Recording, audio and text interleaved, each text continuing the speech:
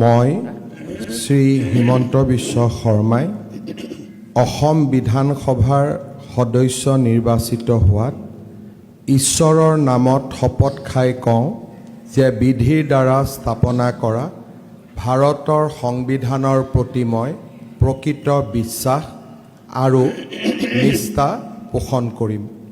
মই ভাৰতৰ প্ৰভুত্ব আৰু অখণ্ডতা অক্ষুণ্ণ ৰাখিম আৰু মই গ্ৰহণ কৰিব ধৰা কৰ্তব্য শ্ৰদ্ধাপূৰ্বক নিৰ্বাহন কৰিম।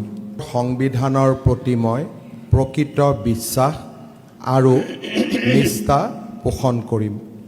মই ভাৰতৰ প্ৰভুত্ব আৰু অখণ্ডতা অক্ষুণ্ণ ৰাখিম আৰু মই গ্ৰহণ কৰিব ধৰা কৰ্তব্য শ্ৰদ্ধাপূৰ্বক নিৰ্বাহন কৰিম।